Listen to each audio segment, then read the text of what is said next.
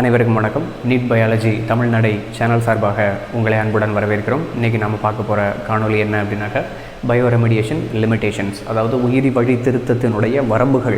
சரியா? இந்த காணொலி நீங்கள் பார்க்குறதுக்கு முன்னாடி கீழே இருக்கக்கூடிய சப்ஸ்கிரைப் பட்டனை ப்ரெஸ் பண்ணிக்கோங்க, பக்கத்தில் இருக்கக்கூடிய பெல் ஐக்கானை ப்ரெஸ் பண்ணிக்கோங்க. அப்படி ப்ரெஸ் பண்ணும்போது பக்கத்தில் ஆல் அப்படிங்கிற ஒரு சின்ன ஆப்ஷன் ஓப்பன் ஆகும், அதையும் நீங்கள் ப்ரெஸ் பண்ணிக்கோங்க. அதே போல் நம்ம சேனலில் இருக்கக்கூடிய வீடியோஸ் நீங்கள் பார்க்கணும் அப்படின்னாக்கா பிளேலிஸ்ட் வழியாக நீங்கள் பாருங்கள். அந்த பிளேலிஸ்ட் அப்படிங்கிறது உங்களுடைய கான்டென்ட் பேஜ் இருக்கு இல்லையா, உங்களுடைய டெக்ஸ்ட் புக்கில், அது பிரகாரம் நான் சீக்வன்சிங் பண்ணியிருக்கேன். சரி, லிமிட்டேஷன்ஸ்னால் என்னது, வரம்புகள்னால் என்னது? நீங்கள் பயோரெமிடியேஷன் அப்படிங்கிற ஒரு ப்ராசஸை எல்லா இடத்துலையும் நம்ம பயன்படுத்த முடியுமா அப்படின்னாக்கா கண்டிப்பாக முடியாது.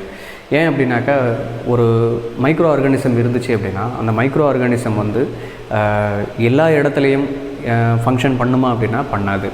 ஏன் பண்ணாது? ஏன்னா அது பயோடிகிரேடபிள் சப்ஸ்டன்ஸை மட்டும்தான் அந்த மைக்ரோ ஆர்கானிசம்ஸ் ஃபைட் பண்ணி அதை டீகம்போஸ் பண்ணோம் அல்லது டீக்ரேட் பண்ணோம், ஏதாவது ஒன்று பண்ணி அதை சாயிலாக மாற்றும்.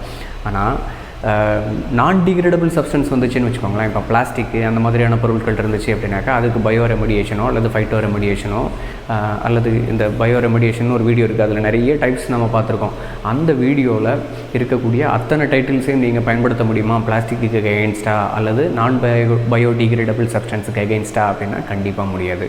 ஸோ அந்த மாதிரியான ஒரு ப்ராசஸை தான் நாம் இங்கே பார்க்க போகிறோம். இதுக்கு பேர் தான் லிமிட்டேஷன்ஸ். சரிங்களா? அதில் ஃபஸ்ட்டு லிமிட்டேஷனை தான் நான் உங்களுக்கு எக்ஸ்பிளைன் பண்ணியிருக்கிறேன். அது பண்ணும்போதே உங்களுக்கு அந்த லிமிட்டேஷன்ஸ்னால் என்ன அப்படிங்கிறது உங்களுக்கு புரிய வந்துடும். ஸோ ஒன்லி பயோடிகிரேடபிள் கண்டாமினன்ட்ஸ் அதை மட்டும்தான் நாம் பயோரெமிடியேஷன் மூலமாக நாம் சரி பண்ண முடியும், திருத்தம் செய்ய முடியும். Next specifically made in accordance with the specific environment only. இப்போ ஒரு என்விரான்மெண்ட் இருக்குது அப்படின்னாக்கா, அந்த கடல் என்விரான்மெண்ட் இருக்குதுன்னு வச்சுக்கோங்களேன். இப்போ ஆயில் ஸ்பில் அப்படின்ற ஒரு விஷயத்தை நம்ம எடுத்துக்கலாம். அந்த ஆயில் ஸ்பில் அப்படிங்கிறது கடலில் கொட்டி போச்சு. அப்போது அந்த இடத்துல அந்த ஆயிலை சரி பண்ணுறதுக்கு ஒரு பர்டிகுலர் என்விரான்மெண்ட்டில் ஒரு பர்டிகுலர் பாக்டீரியா வளரும். அந்த பாக்டீரியாவில் தான் நாம் இந்த உயிரி வழி திருத்தம் செய்யக்கூடிய ஜெனட்டிக் இன்ஜினியரிங்கை நாம் பண்ண முடியும். சரியா? அதை புதுசாக கண்டுபிடிச்சி அதுக்கப்புறம் திரும்ப அதுக்குள்ளே ரீகாமினன்ட் டிஎன்ஏ டெக்னாலஜி மூலமாக நாம் ஆயில் டீக்ரேடிங் சப்ஸ்டன்சஸை கொண்டு அதுக்கப்புறம் வளர்த்து அதுக்கப்புறம் தான் நாம் அந்த கடலில் இருக்கக்கூடிய ஆயில் ஸ்பில்லை சரி பண்ண முடியும். ஏற்கனவே வேறு ஒரு நாட்டில் இதே மாதிரி நம்ம பண்ணியிருக்காங்க சார், அதே மாதிரி ஆயில் ஸ்பில் அங்கே நடந்திருக்கு, அங்கே இருக்கக்கூடிய இதே ஒரு டைப் ஆஃப் பாக்டீரியாவை அவங்க உருவாக்கினாங்க, அந்த பாக்டீரியாவை நம்ம ஊர்களையும் பயன்படுத்த முடியுமா அப்படின்னா முடியாது. அதை தான் செகண்ட் பாயிண்டில் இங்கே சொல்லியிருக்காங்க. ரைட்டா? Specifically made in accordance with the specific environment only. அந்த கண்ட்ரியில் அந்த பாக்டீரியா வளரும், அங்கே இருக்கக்கூடிய ஆயில் ஸ்பில்லை சரி பண்ணுறதுக்கு அந்த பாக்டீரியா ஓகே. பட் அதே பாக்டீரியாவை நம்ம ஊரில் இருக்கக்கூடிய ஆயில் ஸ்பில்லுக்கு சரி பண்ண முடியுமா? அதை முடியாது. அதுக்கு வேறு ஒரு டைப் ஆஃப் பாக்டீரியாவை நீங்கள் தான் புதுசாக ஜெனட்டிக் இன்ஜினியரிங் மூலமாக உருவாக்க வேண்டும். சரிங்களா? ரைட்டு. ஸோ அதுதான் second limitation. Next small scale test இந்த இடத்துல நிறைய தேவைப்படுது. ஸோ அப்படி ஸ்மால் ஸ்கேல் டெஸ்ட்டை நம்ம முதல்ல பண்ணிவிட்டு அதுக்கப்புறம் லார்ஜ் ஸ்கேலில், அந்த லார்ஜ் ஸ்கேலுக்கு தான் பைலட் அப்படிங்கிற ஒரு வார்த்தையை பயன்படுத்தியிருக்கிறாங்க. ஸோ அப்படி நாம் பயன்படுத்த வேண்டியிருக்கு.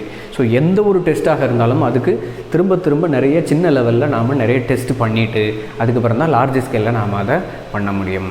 ஏன் அப்படின்னாக்கா அதனுடைய க்ரோத் அப்படிங்கிறது லார்ஜ் ஸ்கேலுக்கு செட் ஆகுமா அப்படிங்கிறது தெரியாது. ஒருவேளை அந்த மைக்ரோ ஆர்கானிசம்ஸ் வளர்ந்துக்கிட்டு இருக்கும்போது gene dilution may be taking place due to the binary fission. ரைட்டா?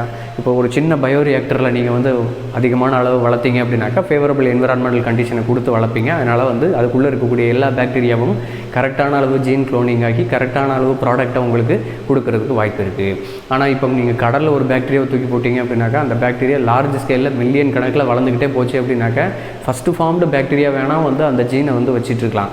ஆனால் போக போக மில்லியனாவது பாக்டீரியா வருது அப்படின்னாக்கா அதுலேயும் அதே அளவு கான்சன்ட்ரேஷனோட நீங்கள் எதிர்பார்க்குற சப்ஸ்டன்ஸ் ப்ரொடியூஸ் ஆகுதா அப்படிங்கிறது கொஷின் மார்க்கு. அதனால் ஸ்மால் ஸ்கேலில் நிறைய டெஸ்ட் பண்ணி முடிச்சுட்டு அதுக்கப்புறம் லார்ஜ் ஸ்கேலில் அவங்க பண்ணுறாங்க அப்படிங்கிறது தான் தேர்டு லிமிட்டேஷன். நெக்ஸ்ட்டு இந்த பாயிண்ட் ரொம்ப ரொம்ப இம்பார்ட்டண்ட்டு. ஏன் அப்படின்னு பார்த்தீங்கன்னா, பொட்டன்ஷியல் இருக்கக்கூடிய ஆட்கள் தேவை. இப்போ நம்ம ஊரில் பார்த்திங்கன்னா பக்கெட் டெக்னாலஜி அப்படிங்கிற ஒரு விஷயம் பண்ணாங்க அப்படின்னு நான் ஏற்கனவே சொன்னேன். ஆக்சுவலாக அது ஏன் நடந்துச்சு அப்படின்னாக்கா, எமினன்ஸ் நம்ம ஊரில் இல்லையா அப்படின்னா அவங்களுக்கு சரியான ரெக்கக்னிஷன் கொடுக்கப்படலை அப்படின்னு தான் நான் சொல்வேன். நார்மலாக அந்த பொட்டன்ஷியல் இருக்கக்கூடிய ஆட்கள்லாம் இருக்காங்க. ஸோ அவங்கள பயன்படுத்தி நாம் புதுசாக ஒரு பாக்டீரியத்தை உற்பத்தி செஞ்சு அந்த பாக்டீரியத்தை வச்சு அந்த ஆயில் ஸ்பில்லை நம்மளால் சரி பண்ணியிருந்துருக்க முடியும். ரைட்டா? நம்ம ஆட்கள் எடுத்த உடனே ப்ராக்டிக்கலாக இதை தான் பண்ணணும் அப்படின்னு சொல்லி அவங்களே டிசைட் பண்ணிக்கிறாங்க. ரைட்டா? அவங்க வந்து நிறைய சயின்டிஸ்ட்டோ அல்லது வேறு யாரையாவது கன்சல்ட் பண்ணிவிட்டு அதுக்கப்புறம் நம்ம பண்ணியிருக்கலாம். சரியா? ஆக்சுவலாக வந்து இந்த சிலபஸ் அப்படிங்கிறது 12th ஸ்டாண்டர்டில் இருக்குது. சரியா? நாட்டை ஆளக்கூடிய நபர்கள் வந்து அந்த 12th ஸ்டாண்டர்ட் புக்கை தெளிவாக படிச்சிருந்தாங்கன்னா சட்டுன்னு வந்து இந்த விஷயத்தை சொல்லியிருந்திருப்பாங்க அப்படின்ற ஒரு எண்ணம் நமக்கு பிறக்குது. So great potential is needed to create genetically modified micro organisms or consortium. Consortium அப்படின்னா கூட்டமைப்பு. மைக்ரோ ஆர்கானிசம்னா சிங்கிள் மைக்ரோ ஆர்கானிசம். நிறைய மைக்ரோ ஆர்கானிசம் சேர்ந்தது கான்சர்டியம் அப்படின்னு சொல்லுவாங்க. Of microbes. இந்த மைக்ரோப்ஸினுடைய கூட்டமைப்பாக நிறைய மைக்ரோப்ஸை வந்து உருவாக்குறதுக்கு பேர் தான் கான்சோர்டியம். ஸோ இந்த கான்சோர்டியத்தை உருவாக்குறதுக்கு அல்லது ஒரே ஒரு சின்ன மைக்ரோ ஆர்கானிசத்தை உருவாக்குறதுக்கு நமக்கு நிறைய பொட்டன்ஷியல் தேவைப்படுது. ஸ்கில்டு பர்சன்ஸ் வந்து தேவைப்படுறாங்க. சரிங்களா? ஸோ இந்த பாயிண்ட்ஸ் வந்து பேசிக்கில் இருக்கக்கூடிய லிமிட்டேஷன்ஸ் அப்படின்னு வருது. சரிங்களா? இந்த லிமிட்டேஷன்ஸ் அப்படிங்கிற வீடியோ உங்களுக்கு ரொம்ப பயன்பாடாக இருக்கும் அப்படின்னு நான் நம்புகிறேன். மேலும் பல தகவல்களை தெரிந்து கொள்வதற்கு நீட் பயாலஜி தமிழ்நாடு சேனலை சப்ஸ்கிரைப் பண்ணுங்கள். எங்களோடு எப்பொழுதும் இணைந்திருங்கள். குறைகளை என்னிடம் சொல்லுங்கள், நிறைகளை நண்பரிடம் சொல்லுங்கள். நன்றி, வணக்கம்.